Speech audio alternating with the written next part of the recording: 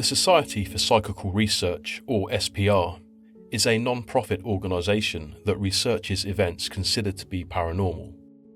It was founded in the United Kingdom in 1882 and is still active today. The organisation has always been ridiculed to some degree, not only by those who don't believe in otherworldly events, but even by those in the same field. Even in the 19th century, when people were more willing to believe in such stories, the society had its detractors. I found an article from an old English newspaper titled New York Ghosts. It was featured in the Taunton and Western Advertiser on the 1st of February 1888. It is a retrospective article that tells the story of when a group of self-confessed, quote-unquote, practical ghost hunters set out to explore New York City's alleged haunted places in the mid-19th century, some 20 years before the Society for Psychical Research was founded. The man who led the practical ghost hunters also wrote the article. He is anonymous, but he is clearly angered by the SPR's disregard for New York City in relation to hauntings. The article opens up with a quote from an unnamed member of the SPR. It reads, "No, we don't expect to find any haunted houses in the great cities, especially in New York. The practicality and mutability of men and houses are not favourable to ghosts." The writer of the article goes on to say, "That's what a member of the Society of Psychical Research said to me. I was amazed at it." His disdain for the society is clear before he goes on to write about what he and his team discovered 20 years before the society was founded.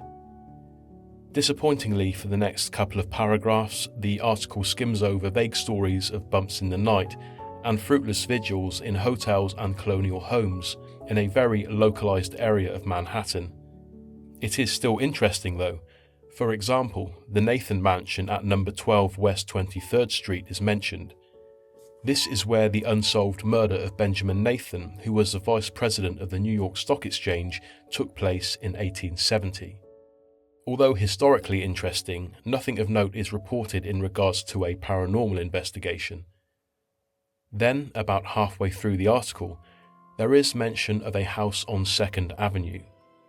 The house in question is referred to as the Kruger House, and according to the 1888 article, there is a record of misfortune and tragedy linked to the house going back some 30 years. It says that this is when a family of 12 living in the house all passed away within the same year, and all under very different circumstances. The only remaining member of the family, the father, was said to have fled to his native country of Prussia in order to escape the so-called family curse. This, I have to say, seems suspicious. It certainly sounds like the father may have been responsible, especially given that he fled the US. But there appears to be no suspicion at all. The article states, "There was not the slightest ground for suspicion of epidemic or poison or hereditary cause. Each victim died from a very different set of circumstances. Unfortunately, those circumstances were not described." Following this, a Mason man by the name of Connolly moved into the house with his wife and their 2 children, one of which was a baby. The Connolly family had not been in the house more than 3 months when they suffered a great tragedy. Mr. Connolly one day picked up the baby from his wife's lap and playfully tossed it into the air. The baby's head struck a sharp point of the chandelier. The glass point entered the top of the child's head, killing it instantly.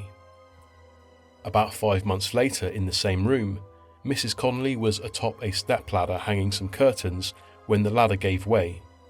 She fell into a hanging mirror. Both Mrs. Connolly and the mirror fell to the ground. The mirror smashed, and the large shards of glass severed arteries in her arm. She bled to death on the floor before help could arrive. We are told that in that very same room 2 years later, in 1862, a young man by the name of Ryerson was fatally shot. At the time, there was a pond in a vacant lot opposite the house. Mr. Ryerson's younger brother had taken their father's musket to shoot frogs. The first shot he fired hit a rock and ricocheted towards the window of the house. The elder Ryerson brother was stood at the window watching his sibling when the bullet passed through the window and into his chest. In the coming years, there were stories of servants in the house who were so badly treated they died from their abuse, and another servant was badly burnt after kerosene was poured into a nearby fire. There was a grim and bizarre incident in 1876 when the house was rented by a man named Mr. Cunningham. The tenant, who was thought by all who knew him to be quite happy with his life, hanged himself from the same chandelier that had killed Mrs. Connolly's baby years earlier. The dead weight of Mr. Connolly's body tore down the chandelier and part of the ceiling, along with a gas pipe. His corpse was found propped upright against the gas pipe, his feet firmly on the ground, in what must have been a grotesque scene.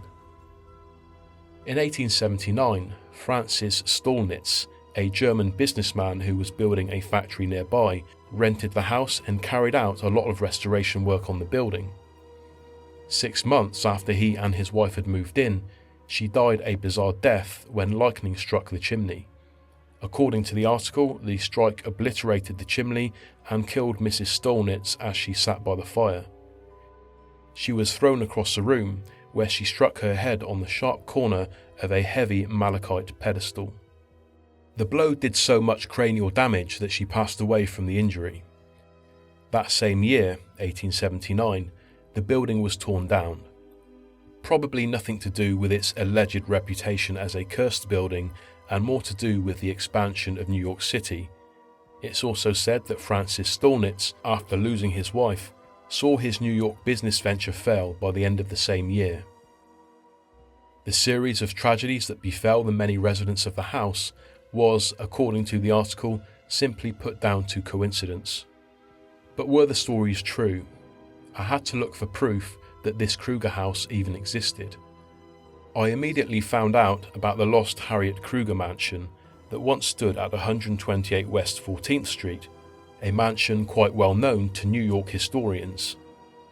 Because this house was only 300 meters away from 2nd Avenue, where the cursed Kruger house was said to be, I thought that maybe this was the house and that there had been some confusion around the exact location, or maybe the streets and borders had changed over time. However, I could find no record of the previously mentioned events being linked to this building. To help shed some light on the matter, I made contact with New York historian and author Tom Miller. He wrote back to me with the following information regarding a second Kruger house nearby. The Nicholas Kruger homestead, Rose Hill, was not exactly on 2nd Avenue. The 1811 Commissioner's Plan, which laid out the streets and avenues in Manhattan, dissected the Krugers' summer estate, resulting in the homestead situating on East 29th Street between 2nd and 3rd Avenues. It is possible that an ancestor occupied a subsequent house on 2nd Avenue on the Krugers' property. If so, I do not have any documentation for that. The Nicholas Kruger house that Mr. Miller referred to on East 29th Street amazingly still stands today. It was purchased by Nicholas in 1780 from the president of the King's Council of New York, John Watts. As we know from our article, the cursed Kruger house on 2nd Avenue was demolished in 1879.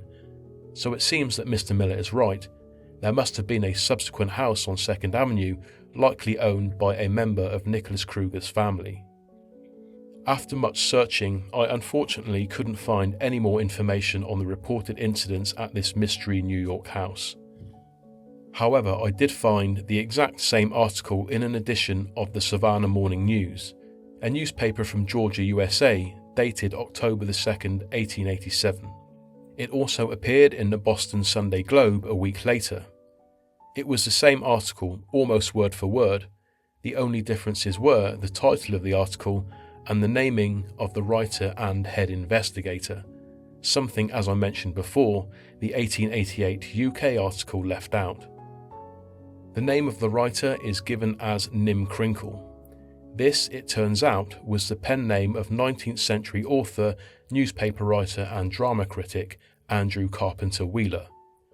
Wheeler, born in Manhattan in 1835, began his career in 1857.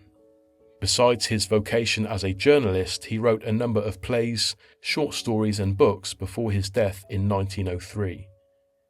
I was trying to find any indication that Wheeler was prone to exaggeration in his reporting or if he was known for fabricating quote-unquote true stories. It appears that as a journalist and author, he was very well respected. But it seems odd that with all the resources I have to hand, such as international newspaper databases that date back 300 years, that the 1887 US articles and the same 1888 UK article were the only records I could find of these incidents. So I wonder, in the case of the cursed Kruger house on 2nd Avenue, did the writings of Nim Crinkle, aka William Carpenter Wheeler, lend itself more to his stories as a fiction writer, or was he in fact reporting the truth as a journalist? Was there really a house on 2nd Avenue, Manhattan, with a long history of macabre tragedy, which has now, like so many of the city's 19th century dwellings and their stories, been lost to time?